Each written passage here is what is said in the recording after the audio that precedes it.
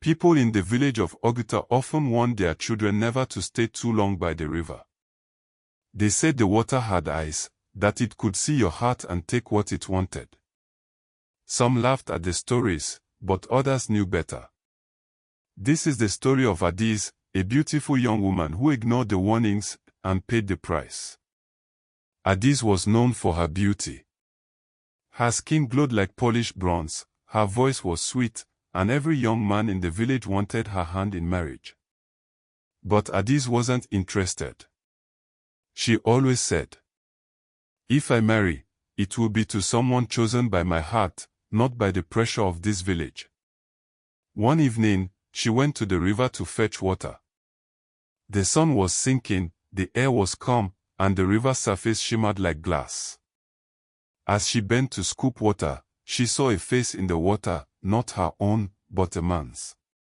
Handsome. Gentle eyes. Smiling. Startled, she stepped back, but the face remained.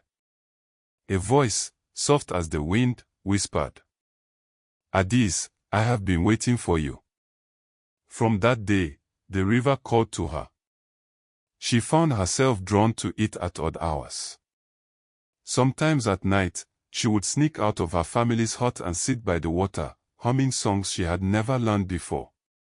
One moonlit night, the river rose in gentle waves, and out of it stepped a man. Tall, glowing, dressed in white. Adaeze froze, too afraid to scream, but he spoke softly. "Do not fear. I am Obina, spirit of the water. I have loved you from afar. I want you to be my wife." He promised her riches, beauty beyond age, and a life without sorrow. Adaeze's heart raced. She knew the elders always warned against the spirits, but Obina's charm was overwhelming. She nodded. And so, without her family's blessing, she agreed to be his bride. The very next day, strange things began to happen. Adaeze's skin glowed brighter than ever. Her eyes carried a strange, almost unearthly shine. Men who once chased her now kept their distance. Women whispered behind her back, calling her water bride. At night, Obina came to her in her dreams. In those dreams, they were married in a palace beneath the river, walls of crystal, guards made of fish, music that sounded like flowing waves. She wore a crown of pearls.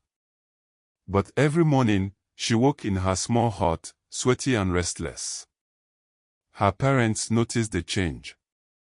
She ate less. She spoke little.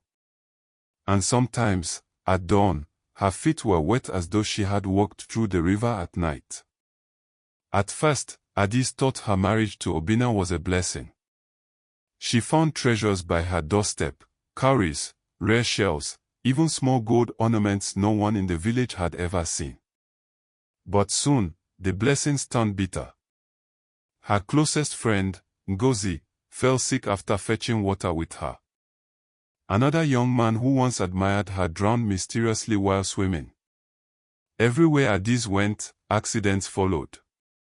The villagers grew afraid of her. Some whispered that she had cursed the land. One evening, her mother confronted her. "My daughter, what secret are you hiding? Who have you given your heart to?"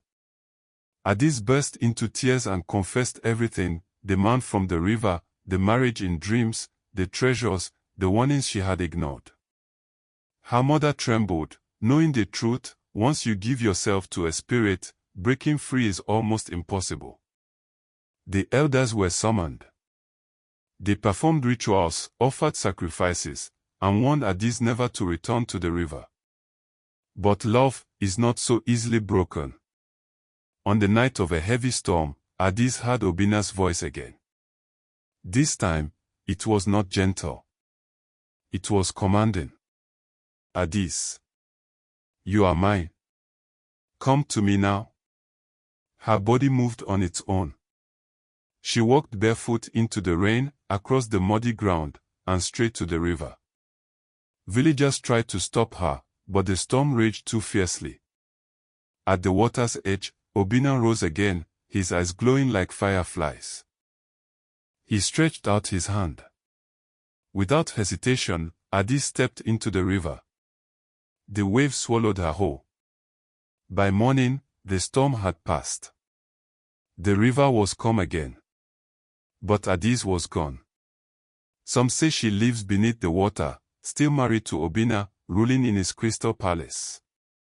Others say her soul was trapped forever because she disobeyed her people's warnings.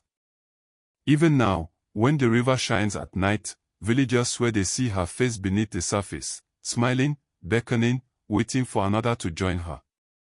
And so, Adaeze's choice became a warning: never answer the call of the water spirit, for its love always comes with a price.